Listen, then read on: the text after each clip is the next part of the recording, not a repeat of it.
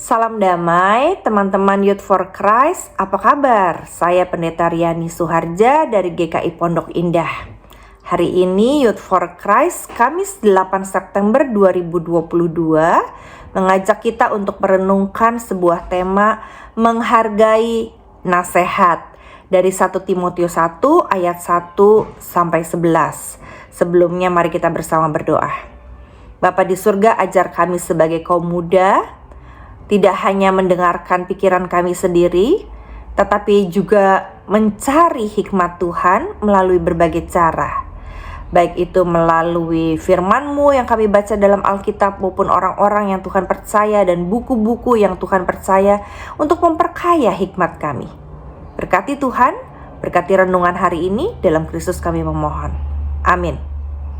Teman-teman Youth, hari ini renungan kita bicara tentang bagaimana seorang bernama Paulus itu menjelaskan hal-hal yang penting kepada Timotius, yaitu orang yang dipercaya sebagai pemimpin muda. Nah, 1 Timotius 1 ayat 5 mengatakan, tujuan dari nasihat itu ialah kasih yang timbul dari hati yang suci, dari hati nurani yang murni, dan dari iman yang tulus. Yud, pernahkah Anda merasa kesal ketika dinasihati oleh seseorang? Saya sering. Apalagi kalau caranya seperti menggurui dan merasa benar, seakan-akan saya salah, dia paling mengerti, dia paling tahu.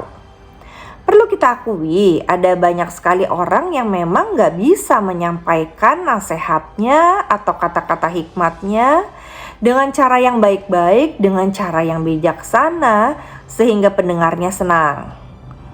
Tidak heran karena itu seringkali orang sulit memahami maksud baik seseorang. Sehingga kalau si penasehat itu tuh langsung nyerocos tanpa kita minta, bahkan merasa paling ngerti, maka nasihatnya akan ditolak oleh orang yang mendengarnya, seberapapun bagusnya nasihat tersebut. Nah, teman-teman Youth, Paulus tahu bener nih bahwa gak semua orang suka dinasehati.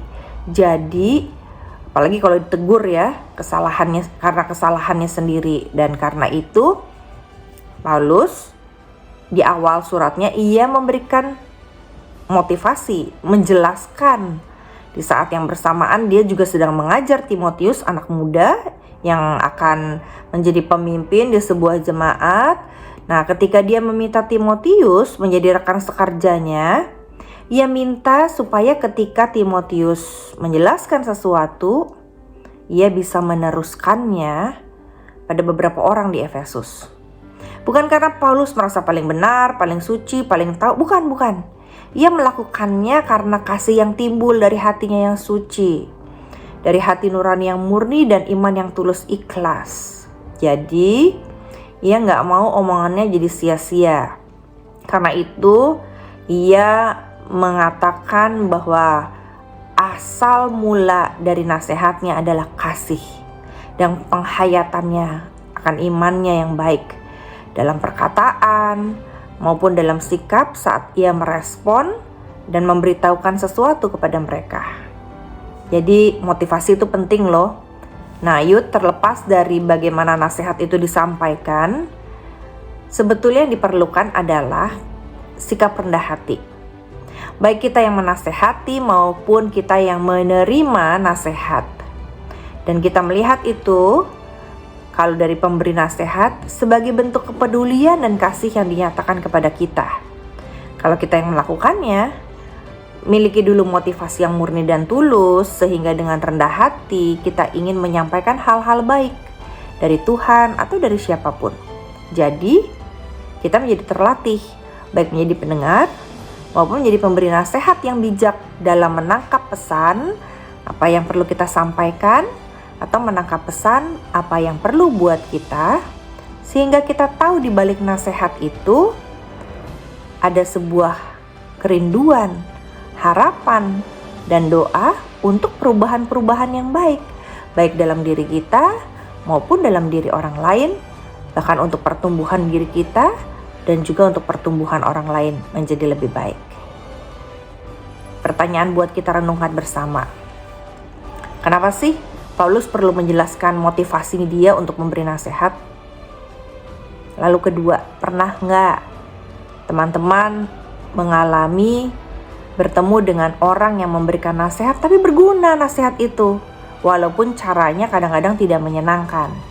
Nah, pikirkan apa pertumbuhan yang positif yang teman-teman dapatkan, sehingga teman-teman gak mudah kesal jika dinasihati orang, tapi juga berlaku bijak saat menasihati orang lain. Mari kita berdoa.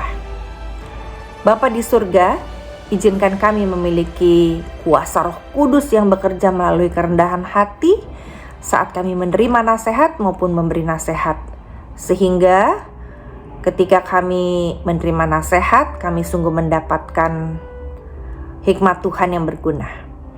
Sebaliknya ketika kami pada waktu Tuhan akan diberi kesempatan memberi nasihat, kami juga bisa memilih dengan bijaksana cara yang baik, waktu yang tepat, dan kata-kata yang membuat orang lain bisa menerima hikmat Tuhan itu.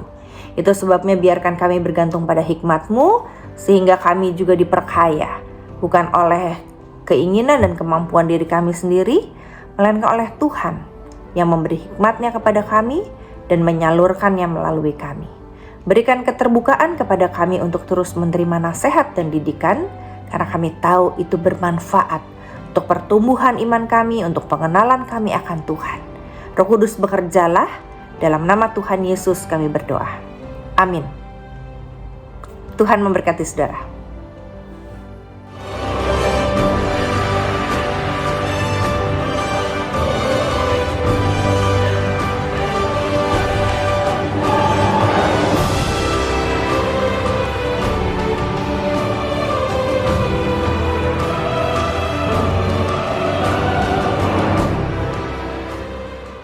Sahabat, mari dukung pelayanan dan pekabaran Injil melalui YKB dengan membagikan link acara ini kepada sebanyak mungkin orang. Dukungan juga dapat saudara lakukan dengan mentransfer dukungan finansial ke rekening BCA ke nomor 450 305 2990 450 305 2990 atas nama Yayasan Komunikasi Bersama.